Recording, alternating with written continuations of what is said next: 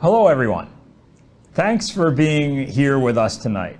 I'm John Burbank, EOI's founder and executive director. I'm so happy to be here with you and with our board president, Ray Sugarman, to start off this virtual Changemakers Dinner.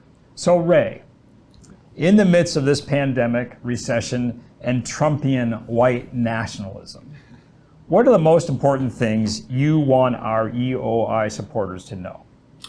EOI has been fighting for the very policies we need right now for the past 22 years, before this pandemic ever even came about.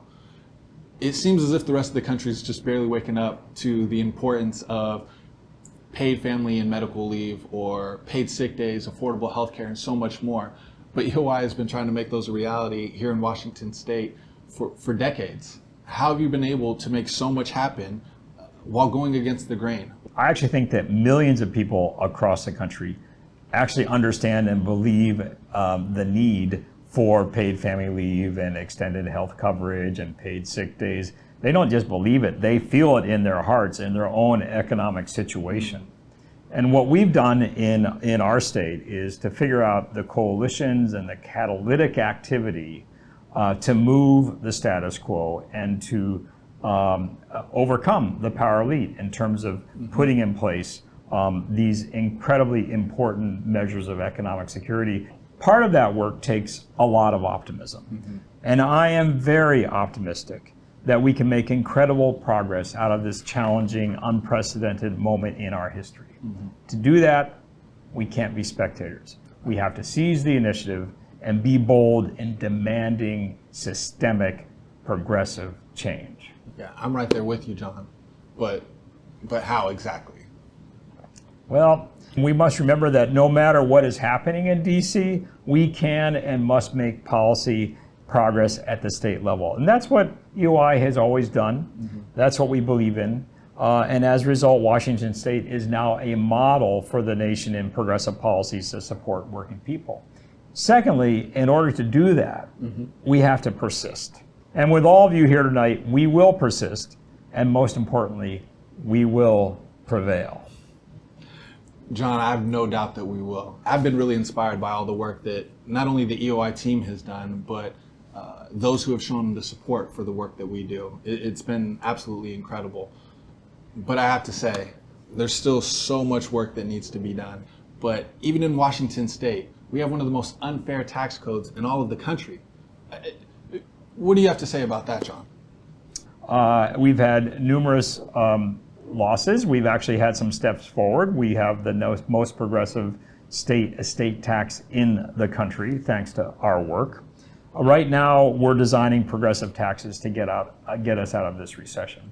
And those proceeds from those taxes will be in literally about $4 or $5 billion a year for the state. So that will enable us to, number one, fill the holes left by the shortfall in receipts from, say, the sales tax and the B&O tax. And secondly, expand health coverage and make childcare finally affordable. Our state has used taxes to take from the poor and working class and give to the affluent. It's sort of like the reverse Robin Hood.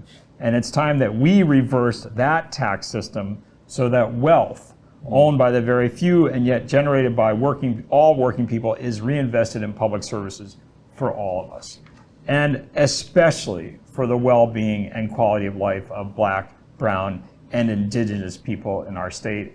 I hear it, absolutely. I like it. Let's go. Let's start running forward with this plan right now. Let's make it happen. Well, actually, before we do that, since we still have an audience with us, I have to have a conversation with you while everyone's watching. You're 66 now.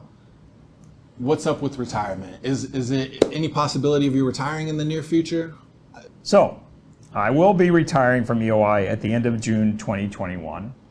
I founded EOI in 1998, 22 years ago.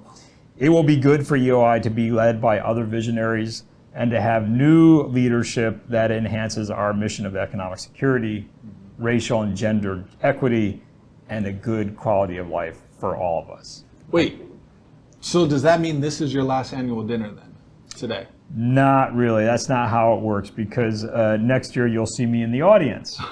And I will remain a participant and supporter of EOI. In fact, I'm looking forward to joining the ranks of all the dedicated volunteers in our state who are working for justice. Absolutely, John. Well, we love you. We appreciate everything that you've done. We're going to miss you. You'd better not be a stranger, of course. Everyone out there, please reach out and show your gratitude for all the work that John has done to make Washington State just a better place for us all. I'm really going to miss you, John, and we'll definitely be staying in touch over that time. But I think up next we have our Policy Director, Marilyn Watkins, and our Advocacy Director, Gabirella Quintana, who are going to give us an update on all the work that EOI has been up to recently.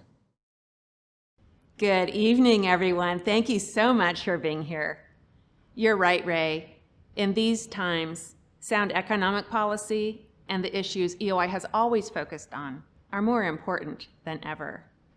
There's nothing like a pandemic to drive home the fact that everyone needs paid sick leave and paid family and medical leave. Fortunately, all of us working together have won these here in Washington. Our state's paid family and medical leave program started just last January.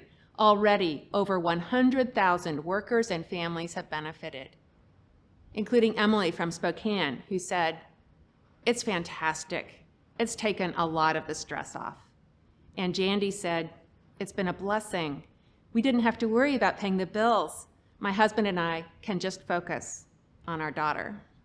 But as a working parent scrambling to homeschool my 9-year-old, I can tell you, we have a long way to go before we get the childcare system we need. Even before the crisis, it was hard to find affordable care. Teachers made poverty wages and centers struggled to make ends meet. Childcare is so fundamental for women's economic opportunity, for equity for our kids, and for a thriving economy. Sadly, our state has never invested enough. Access to health care was also already unaffordable.